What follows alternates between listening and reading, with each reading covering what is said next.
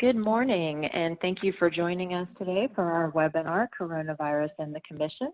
We're very excited to have Dr. Belle Wheelan, the President of the Southern Association of Colleges and Schools Commission on Colleges with us, and our facilitator, Dr. Brenda Kays, the President of Kilgore College in Texas.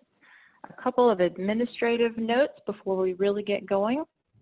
Please type your questions into the Q&A box, which you will see after you click Q&A on your screen. We will address those questions after remarks from Dr. Wheelan. And if you would like to access a copy of the recording of this webinar, it will be posted a little later today on the Texas Success Center website, which you see here. So at this point, I will turn it over to Dr. Kays to get us started. Thank you, Christy. Good morning to our colleagues across the state.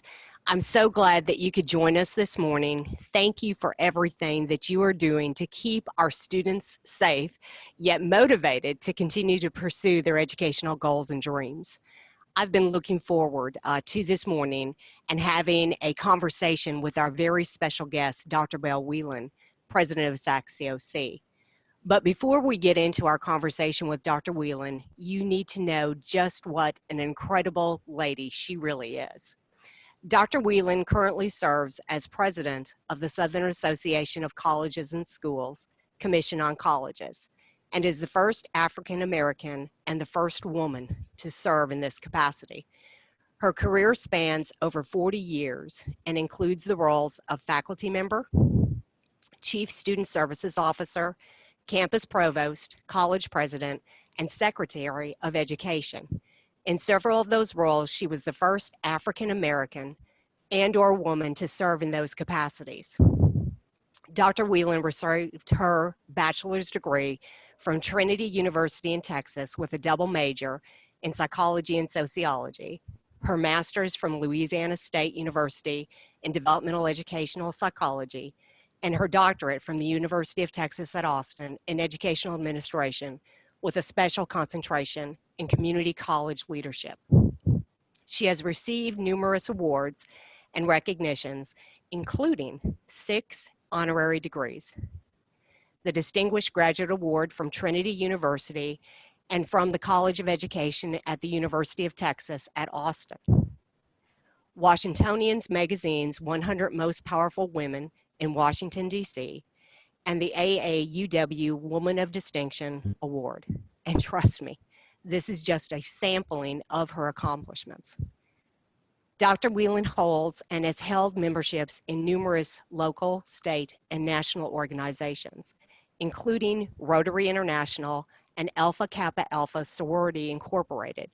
She also serves on several boards, including the American Association of Community Colleges, the Lumina Foundation for Education, the President's Roundtable of the National Council on Black American Affairs, the National Black College Alumni Hall of Fame, and the National Student Clearinghouse. And once again, this is just a sampling. Dr. Wheelan is the mother of an adult son named Reginald. She attributes her success to hard work, endurance, tenacity, and being at the right place at the right time. She recognizes that prayer and support from family and friends make anything possible. Please join me in welcoming our special guest and fellow Texan, Dr. Belle Wheelan. Good morning, Dr. Wheelan. Good morning, Dr. Kays. Thank you for that introduction. Though I can tell this is a Texas group because when you mentioned that I went to LSU for my master's, your volume went out. Sorry, I'm sure that was just a technical error. Sure. Colleagues, we are going to begin with a few prepared talking points, but we also encourage you to send in your questions via the chat feature. So Dr. Wheelan, let's get started. Would you please begin today by discussing the SACSCOC response to COVID-19? Well, thank you for this opportunity, and it's a pleasure to talk with all of you. It has been as whirlwind for us as it has been for each of you. Every phone call, every email raises a different issue about which we've not thought. We've tried to stay ahead of them. I had spoken with the community college presidents in Texas earlier last week and told them that having having been a community college president, I thought I had anticipated all of the questions, but that they were still coming and I had no clue what they were talking about. It started with the Department of Education giving us permission to make some changes to our own policies and practices as a result of the pandemic. So we had about 21 institutions across the region for which we had not been able to do pardon me, reaffirmation visits. So our executive council of our board gave me permission to extend the reaffirmation of those 21 institutions for 1 year, pending the completion of their reaffirmation process. So those institutions that were to be visited this spring and to be on the board agenda in December will now be on the agenda for December of 21. That means then that their next reaffirmation will be 9 years from now, since it's a 10-year cycle, and this time they will have been up for 11 years. The second thing we did, excuse me, I'm not quite sure where that frog came from. The second thing we did was to allow those institutions that had not been approved for online learning to do so, since the only way institutions were going to be able to complete the semester was to move instruction online. And we also asked institutions if they were, since they were going to have to move stuff, to let us know, and we would give them a 120-day extension. So we had 75 institutions that had not been previously approved to offer online instruction. So we immediately gave them waivers, and we extended to the 700 and some odd the opportunity to relocate from on campus to online. It quickly became apparent that the semester is not going to be the end of this, that it will probably run in at least into the summer, if not also into the fall. And so the Executive Council approved us extending that 120-day extension until the end of the calendar year. So you don't need to do anything if you've already received the waiver, and if you've already made the exceptions to move to online. It's going to be automatic until December 31st. Again, that could change if the Department of Ed comes back and says, that was really generous of you, we're not giving you that authority, then we're going to have to make that change, and I hope that you'll understand that. I don't think that they will do that because they're trying to be as understanding. One never knows in this moving target.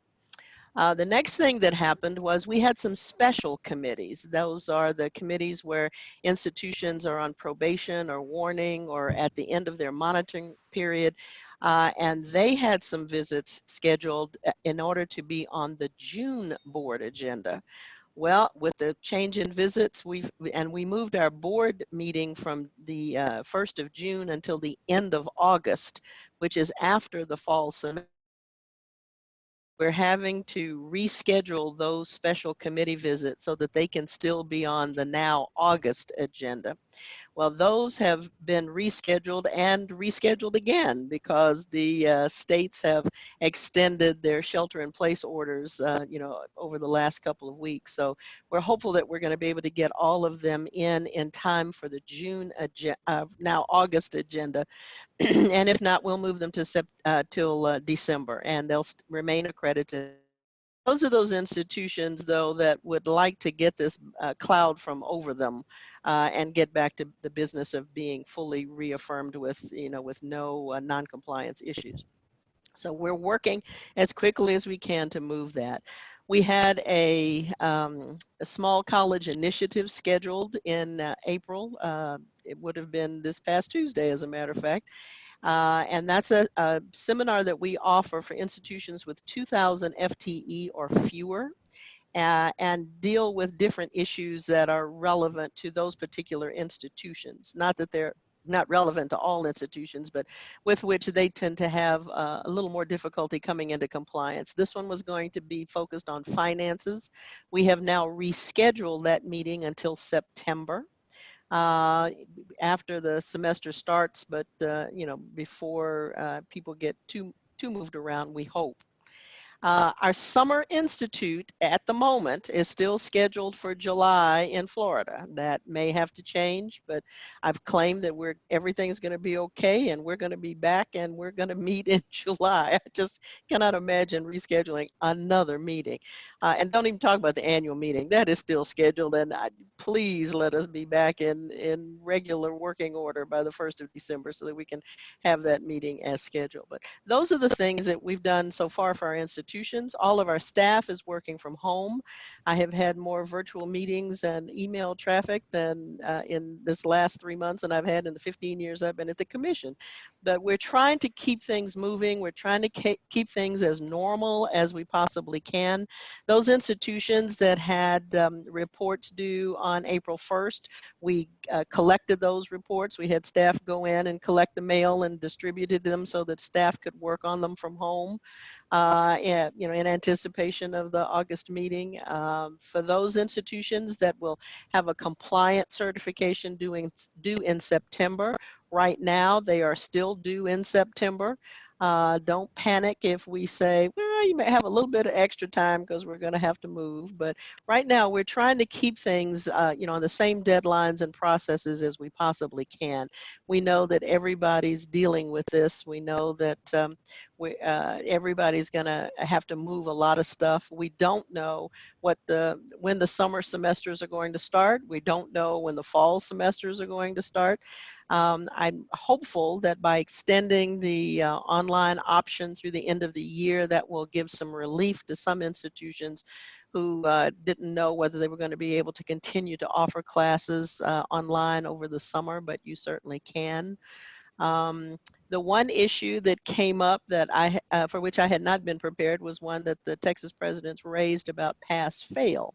And giving grades of pass-fail. The state of, or the Commonwealth of Virginia community college system put in that policy that says that they can offer pass-fail grades for this semester, and the senior institutions agreed to accept them, which was a major miracle in Virginia. I worked there 18 years, so for all of the institutions to agree upon something so readily was quite affirming. I appreciated that. What it did lead, though, was to the question of what about dual enrollment students? I have spoken with Dan Domenech, who is the executive director of the Association of Secondary School Administrators. And they don't have a process yet, but he's starting to get phone calls as you all raise that issue. I have a call out to Ted Mitchell at ACE, hoping that the Big Six can talk about it and see what would happen if those students, bring in pass-fail grades, and because those kinds of things can determine class standing, they impact athletic eligibility and all kinds of stuff. So that works for a response, but I am working on it and appreciate those of you in Texas raising that issue for me because I had frankly not thought about dual enrollment. Other than that, we're just chilling. Well, it was our pleasure to raise the issue. There's no doubt about that. But speaking as an institution that is a part of SACSCOC, I can tell you that we've appreciated your flexibility. You have been quick to respond to our concerns. I know that you and your staff have been extremely busy, and we appreciate you every step of the way as we continue to navigate this together. Speaking of navigating things together, and we appreciate that as well, approximately 5 months ago, the Department of Education issued new rules on accreditation slated to take effect in July of 2020. When we last saw you in December, you and your team were just beginning the process of sorting through the several hundred-page document and seeking further clarification. Now that we are approaching the July deadline for implementation of these new rules, could you describe for us what this means or could mean for higher education in Texas? Hopefully it's not going to mean major changes for the things that you all have to do. The biggest set of regs centered around distance learning and the requirements for things that institutions had to submit for things that are requests that our board had to approve versus staff approving. We put in a committee of peers from around the region. Dr. Kays was kind enough to chair that committee and navigated everybody through it. And it was time for us to revise our substantive change policy anyway, because we had piecemealed it together, you know, as issues arose. The department was trying to streamline the process, but the reality is they added more steps in a lot of places where they, you know, had not had those steps in the past. For the most part, everything is still the way it was. They came more around to the way we do things as opposed to us moving to the way that they did things, which for us worked out very well. I don't know that that worked out the same for all accreditors, but I think we had been more liberal in the way we were doing things. The notifications didn't change. There are things for which you all had been notifying us that you don't have to notify us any longer, but there are some things for which you didn't notify us that now you have to. We had been in the practice of, over a 10-year period, visiting every off-campus site that you all had opened. Now, once we've reviewed the first 2 sites, we don't have to go in and review anymore. It just depends on how strong the institution is and, you know, whether they've had problems along the way. So that's a good thing.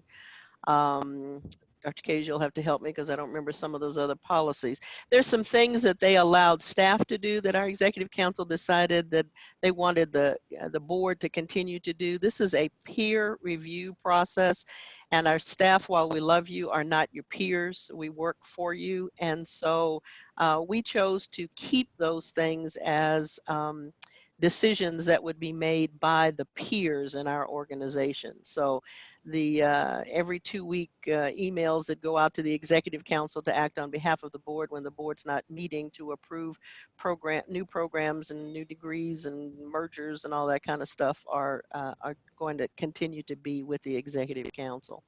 The other changes involve, we now have to do mediation once we drop an institution. This is hopefully going to decrease the amount of legal fees that we pay when institutions sue us when they lose an appeal.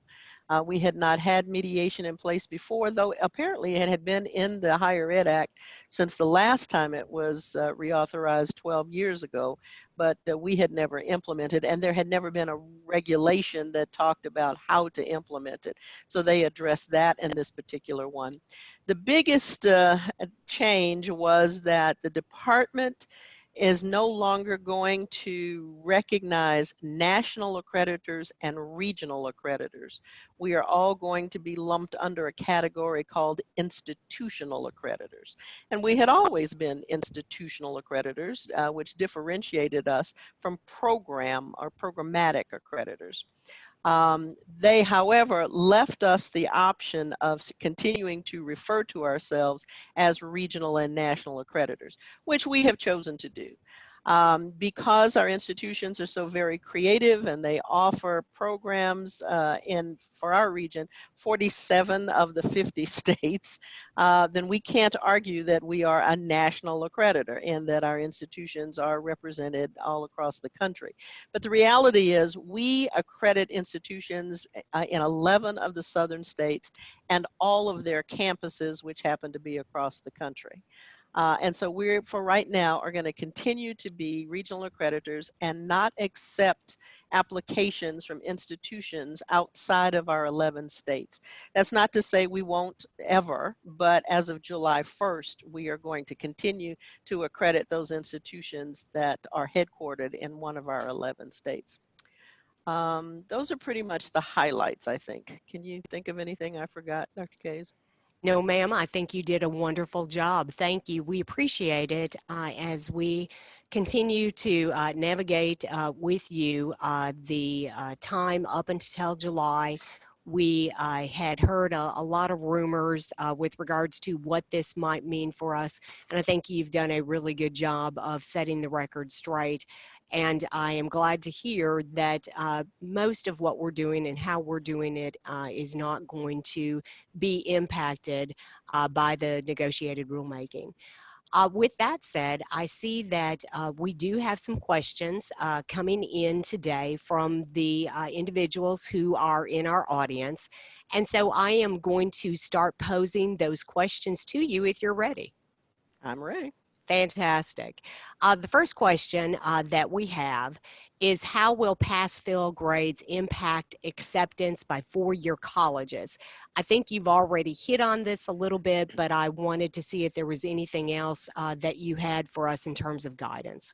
I was on a conference call with Walter Bumfus, who, as you know, is the president of the American Association of Community Colleges, who indicated he was having a meeting virtually the next day with what we call the Big Six, which are all of the organizations up in DC that represent our institutions, APLU, AAC&U, all of them. And apparently, all of the senior institutions have agreed that at least for the spring 2020 semester, they're willing to accept pass-fail grades. But each of our institutions has to have a policy on pass-fail grades and what that means and what the minimum grade point would be to, to indicate a pass, for example, for those institutions to feel comfortable. Thank you. Mm-hmm. Would you please address expectations for assessment data for the spring 2020 term for compliance certifications due in the next year? I think that you need to put in a sentence that says, "We ain't got none." Simple enough. I don't know how you can create, data that's not there. And so we've told institutions to just indicate, due to the coronavirus, that we have no assessment data for the spring 2020. Everybody's going to understand that. All right, fantastic. But you still have 9.5 years of assessment data that you can put in. One semester is not going to let you off the hook. We have made note of that. Thank you very much. Has the timeline changed to hear back from the referral report reviews? That's another question coming in from the audience. You will, the referral reports will be reviewed in June, and in time for the August board meeting instead of the June board meeting. We've changed the date, we've not changed the process. So it will be second week in September before you get information on them. Okay, thank you. What about another question coming in from the field? If colleges are making slight changes to their summer term start or end dates, do you still need a notification?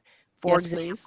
Okay, if summer is delayed a week running, a week Yes. later, is notification required? And Yes. but its notification is what we're looking at. Right. Okay, here comes another.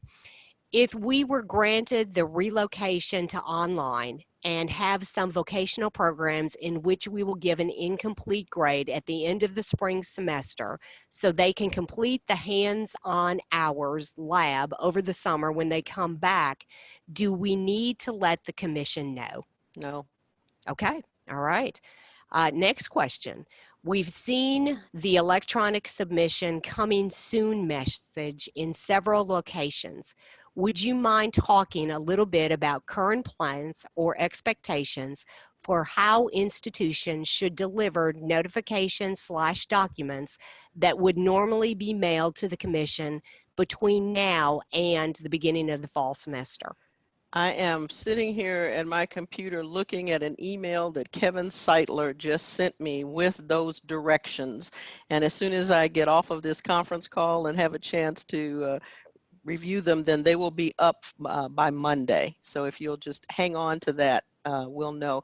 It tells you the academic calendar changes and to, how to notify us, the temporary emergency relocation, all of those things are in this directive. And as soon as I have a chance to proof it, it will go up. All right, fantastic. We'll be looking forward to seeing that on Monday then.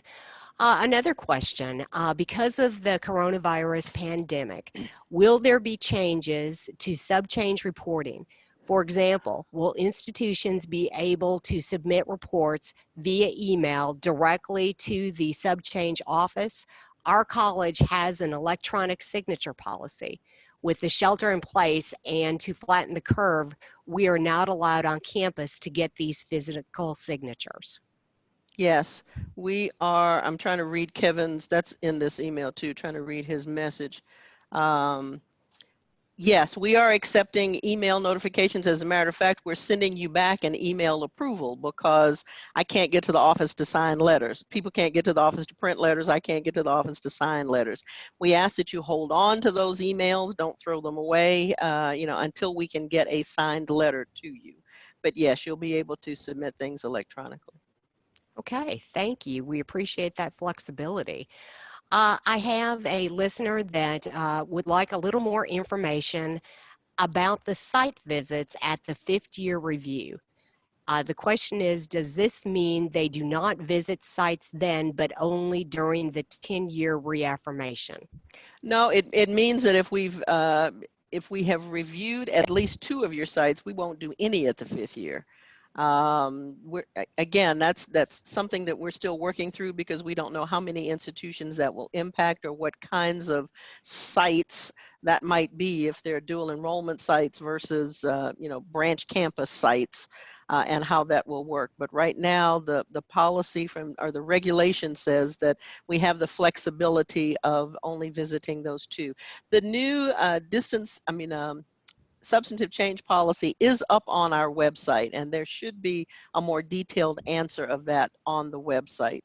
I apologize for not knowing any more particulars, but that's above my pay grade. That's Kevin Seitler's bailiwick, and he knows all of those specifics. Feel free to send him an email and ask him that question as well if my answer is not sufficient or you can't find it on the website. He's K. Seitler at sacscoc.org. All right, we appreciate that, and I can say that Kevin Seitler is a great individual to work with, and he is extremely quick with regards to his responses. Thank you. So I have another question coming in. Do you anticipate any delays in evaluations of subchanges due to dealing with the issues related to coronavirus and staff having to work remotely? Slight delays, but not major delays. We got over 800 notifications by email for over 578 institutions that they were making some kind of changes. And so that took a great deal of time for staff to respond to and slow down the process of the regular submissions. But I've been assured that the regular submissions back on schedule. The council will get those that they have to approve tomorrow, or next Friday. I guess it's next Friday, as they would. And so we're back on schedule. Again, it slowed us down by about a week, but we're trying very hard to catch up. Okay. The other point, those institutions that were planning to, were looking to get the board to approve a new program to begin this fall. Because the board is now meeting after the beginning of the fall semester, the Executive Council has approved a process that mirrors the process that would have been done for the June board meeting and will still be able to be done so that approval will be given the same week that the June board meeting would have met, so that you still should be able to offer those programs beginning this fall. I hope that made sense. If, for example, you were looking to put in a new business program for the fall, you submitted it, the board would have met the 10th, 11th, and 12th, I think, of June, and then you would have had plenty of time to put it in place for the fall. Well, now, because the board is not meeting until August 31st, that's assumedly the beginning, after the beginning of the fall semester. So you wouldn't know whether you had approval or not. So what we're doing is we have 4 committees of the board that generally review programs. We're pulling people from each of those 4 committees to form one committee that will review all of those program requests. We have a merger consolidation in there. I mean, lots of stuff that was planning to occur by July 1st. And so this committee will review all of those just as though it were a regular CNR committee and make a recommendation to the Executive Council, as the CNR committees do. The difference will be that the CNR committee will not just receive the recommendation, but will approve or disapprove those recommendations as the full board would, because the council can act on behalf of the board. And so when the board does meet the end of August, your programs will already be approved. You'll already have students enrolled and not have to wait for anything. So I appreciate the council for that flexibility. We definitely appreciate you. It takes a lot to put together a new program, and I'm sure that the institutions as well as the students who attend those institutions were looking forward to the new program being launched, and it's nice to know that that will carry on as we hope that it would. So now I have a couple of questions coming in from those institutions that had on-site committee visits scheduled for this fall. And so the first question has to do with whether or not those scheduled visits are still going to carry on as scheduled.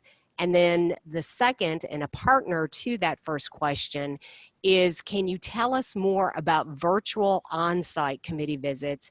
And do you anticipate the on-site visits scheduled for this fall will have a virtual component? Wow.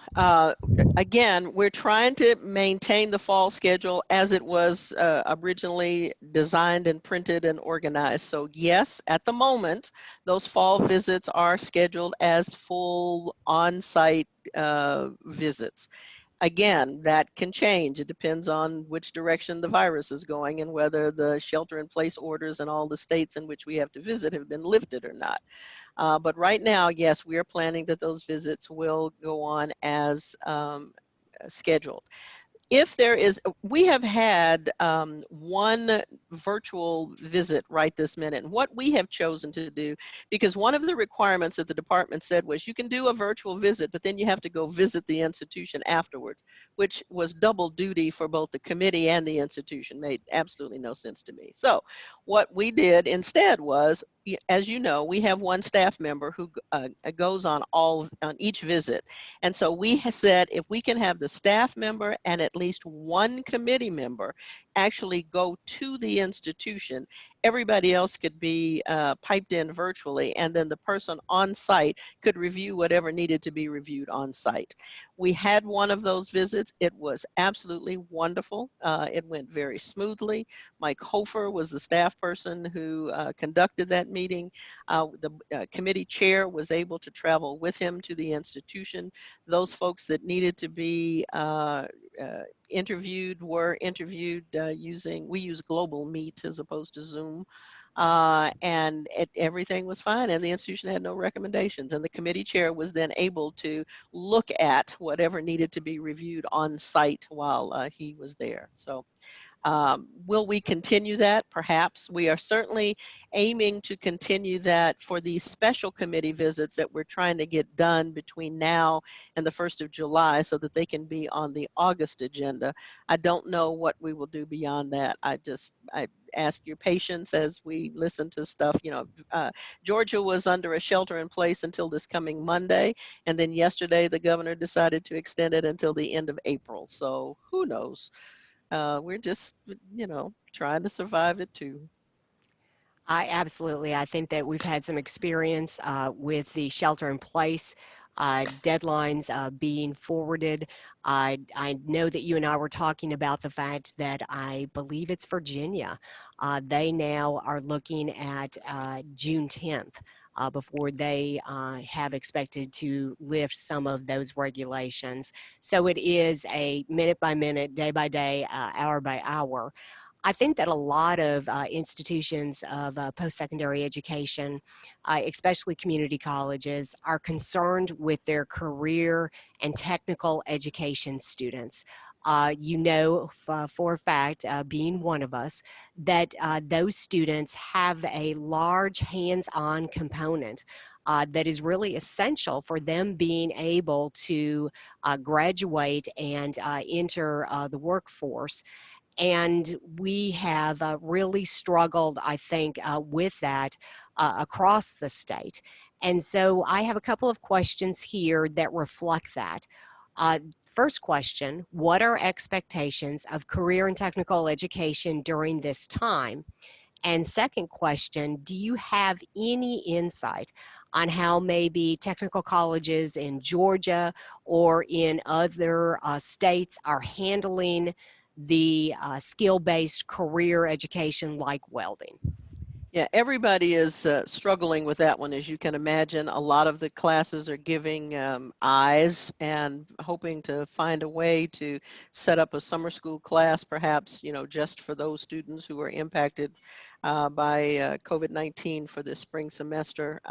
I don't know if there's a general rule for it. I know that some of the institutions are also turning those courses into competency-based education courses, so that if somehow they can demonstrate that they have the competency, then they don't actually have to do the lab time.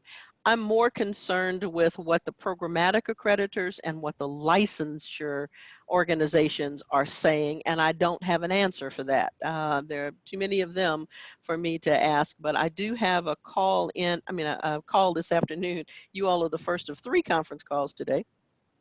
With the Department of Ed, and I'm hopeful that that will be one of the questions that they will be able to answer, because they're in touch with all of the accreditors. It's one of those things that if you can set up something in the summer or the fall, then obviously it's going to delay their completion, but at least you would have firm evidence that they had the skill sets needed to do that. But we're just encouraging institutions to, figure it out. I mean, that's one of those things that as an institutional accreditor, I don't have a response for, but I would suggest that you check with the programmatic accreditors to see what they're recommending. You have triggered my memory to call Joseph Vibert, who is the executive director under which all of those programmatic accreditors fall, to see if maybe he has an answer for it. So I will do that, and if I find out something different, then I will send you an email, Dr. Kays, and then perhaps you can share it with the website to give an answer. Absolutely, I will definitely do that. I think that we've touched on this next question just a little bit, but would you mind reiterating for us if an institution submitted a prospectus for the June Board of Trustees meeting in hope of starting a new offsite location this fall, do we need to plan to push this to January since the meeting will be in August or later? And you've talked to us with regards to those new programs. Does this have a similar answer? I'm afraid the offsite locations are probably going to have to wait until January because those we may have to come visit.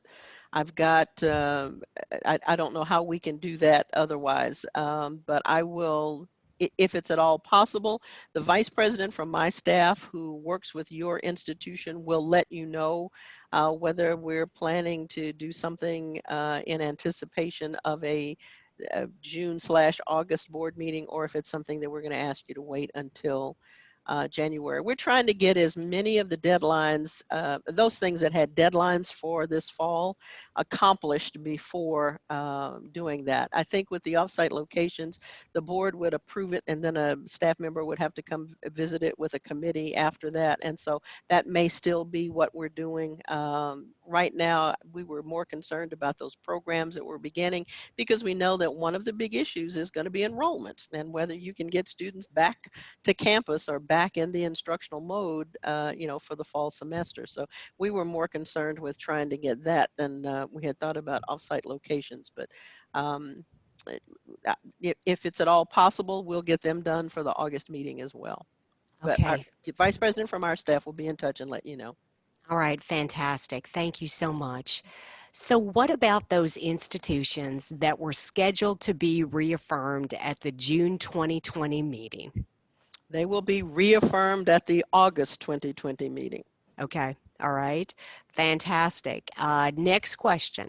Will there be any flexibility in the July 1 subchange submission deadline for changes effective spring 2021? No, like I said, we're trying to hold the regularly scheduled deadlines to those deadlines. Institutions should know that if something is keeping you from meeting those deadlines, if you'll send me an email and tell me why, then 9 times out of 10, I'll give you an extension, not a super long extension, but probably a 2 to 3 week extension. This would certainly be one of those. But ideally, you've been working on this before COVID hit. And so you should, would have most of the information there. But if you need an extension, then just let me know, and we'll see what we can do. Thank you. We appreciate that very much. I have another question. For the class of 2021, institutions that submitted compliance reports on March 2nd, have any changes been made to dates when they can expect to receive reports from off-site team or this fall's on-site team visits? I'm sorry, try that again. They submitted a compliance certification when? Yes, for the class of 2021, institutions that submitted compliance reports on March 2nd. And the question is, have any changes been made to the dates when they can expect to receive reports from off-site team or this fall's on-site team visits? We did reschedule the off-site committee from next week till the second week in May, I think it is. And so it will be mid-May before you get your report back from the off-site committee. So there's about a 30-day delay on that, but hopefully that will not negatively impact you going forward to your on-site visits. Okay, thank you. If there is a practicum or internship course that we do not have programmatic requirements for hours, the question is, can we create performance-based final assignments or simulation projects to satisfy the course requirement? This way we can give a grade rather than an I so that the student can complete and graduate. So is this something that is reflective of what you talked to us about, the competency-based education? Yes, that's exactly what you can do. And you don't need our approval unless you're doing that for 50% or more of the program. If you're only doing it for one class, then just do it. If it's, because the same rules will apply, you know, if it's 25% of the program or less, that's a CBE-based program, then you just do it. Once it gets to 25%, 25 to 49%, you notify us, and then at 50%, we have to approve it. Okay, thank you. Appreciate that clarification, especially when it means that we can grant students letter grades, especially if they were planning to graduate in May. I have another comment here. It's a thank you for clarifying the acceptance of email notifications for sub changes. The question is, to whom shall we email notifications of non-temporary relocation activities such as program closures? Should that go to the assigned vice president? It needs to go to Kevin Seitler with a copy to the assigned vice president. Okay. Colleges that submitted compliance certification materials this spring will receive feedback at least a month later than originally expected. How will this impact the timeline for any necessary focus reports? I'm not sure that those reports will be a month late because those visits that were already completed for this semester should get their reports. I mean, staff have been feverishly working with the chairs to get those reports back out to the institutions. It's those 21, 25 institutions that did not have a visit that has had their reaffirmation extended for a year that would not have anything. But the ones prior to COVID that were completed should be able to get your reports back. Okay, thank you. As you mentioned, new programs will still be reviewed in June. So the question is, has the deadline for submission been adjusted or is it still the same? For which one now? I'm sorry, This writing was, myself a note to make sure that those reports got back to them. and I apologize, I have lost my question.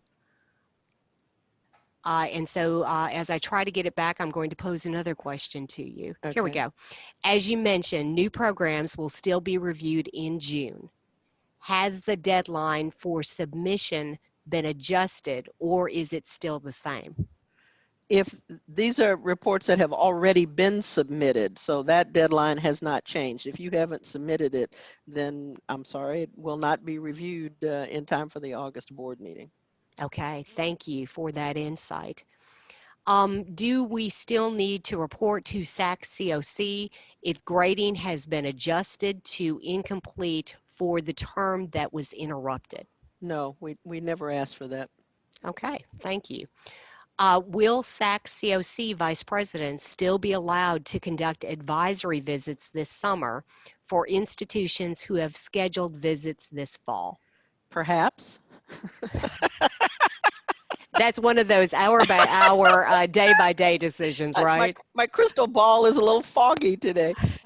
If those advisory visits were scheduled and the shelter-in-place order is lifted in the state in which they were going to visit, then I'm sure they will continue to do that. The caveat, of course, would be if we've had to reschedule a spring visit at the same time you were doing an advisory visit, then we may need you to reschedule the advisory visit. It is also possible that the SACSCOC's staff member will ask for a virtual advisory committee meeting. Many of our staff have been doing those anyway, and so it's possible that instead, if an on-site visit had been planned, that now they would do it virtually. So just check with your vice president. Their phones are still connected. You can still call them. Their emails are still working, and they're still on the clock, except tomorrow. Tomorrow's a holiday for us. Right, and I'm assuming that they also have Zoom down to a fine science by Well, now. like I said, we use Global Meet, but same song, second verse, yes. All right. I do have a listener who wants to confirm an earlier comment, and this, once again, is for career and technical programs. If an institution will be assigning incompletes and scheduling time to complete the labs and clinicals in summer or fall, notification to commission is not required. Is that correct, since it is not a change to academic calendar or policy? That's correct. You've never notified us about incompletes and how you've handled them, so that would be no different. Okay, wonderful. Thank you for that clarification. Mm-hmm. Our next question. Our institution has already had more than 10 off-campus instructional sites visited in our last reaffirmation. And we have a scheduled on-site visit for new off-campus sites this fall in conjunction with the fifth-year interim report. Will this now change under the new policy of only visiting the first two off-campus sites with institutions in good standing? Probably. I'm going to again ask that you check with your vice president, because we have talked about which institutions still need to have that visit and which one doesn't. As I said, if they had historically been all dual enrollment sites and now suddenly this was, a different kind of site, it might be that the decision is made to visit it. Right now, they're still tied together only because it was all scheduled before the July 1st deadline for these regs going into place. And so we're still working through how to implement those new regulations. But check with your vice president, give them 2 weeks, and check with your assigned vice president, and we'll let you know. This is a question coming in with regards to maybe some advice, maybe something that you're hearing from other institutions across the region. But the question is, to continue accreditation and transferability of courses, how are academic departments ensuring integrity and validity of testing and grades in online classes? And it's also followed by the question, what level of assessment, supervision, proctoring, and standards are being implemented in online classes? For those institutions that have been offering online classes, we don't anticipate that anything will change in the way that they're already doing things. Like I said, we only had about 75 institutions who had never offered online instruction before and needed to get an emergency waiver from us. Those would be the ones on whom we would be asking those questions, because they had no history in being able to do that.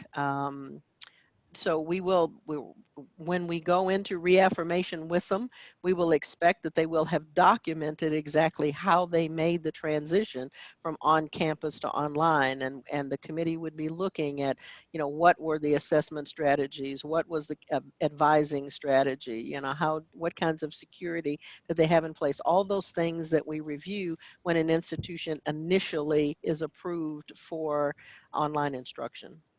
Okay, great. Thank And, you. and, and I'm sorry, Brenda, if you're one of those 75 institutions, and I would suggest that you communicate with someone within the state who's already been doing it, and so they can give you some tips on what to do. I know that the Daily Rags, Inside Higher Ed, the Chronicle, and all have been offering articles on what to consider when you're initially offering online instruction and all kinds of things. I'd suggest you take time to read those articles if you're one of those 75 institutions. Otherwise, we will review the institutions as we always have.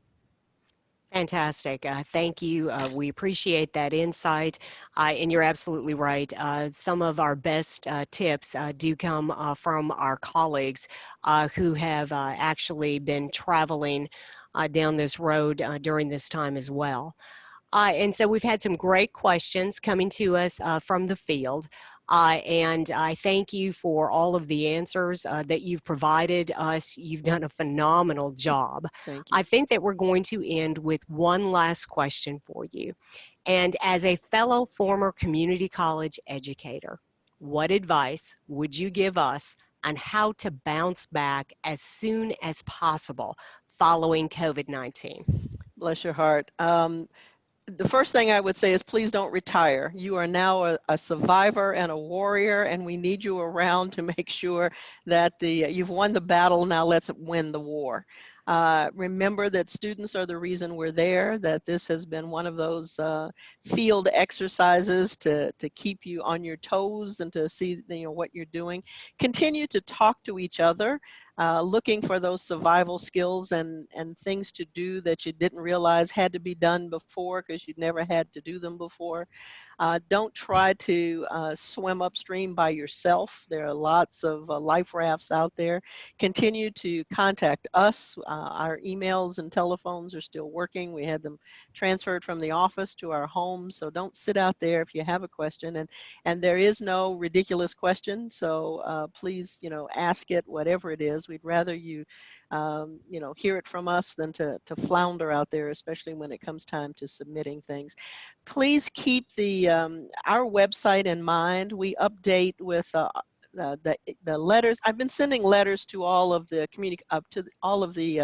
institutional presidents periodically, and we then post them on our website because for some reason that information doesn't always get down to the folks on the front line so that they can at least know what's going on. I have another one that will come out Monday that has the sub-change kinds of things in it to make sure that everybody's knowing about those, but those will also be posted on the website. If there's something that you feel we need to address that we have not yet addressed, please feel free to send me an email. My email address is bwheelan@sacscoc.org, and we check that regularly, and we'll get back to you as soon as you can. But this is, we've been through something like this before because we went through the recession.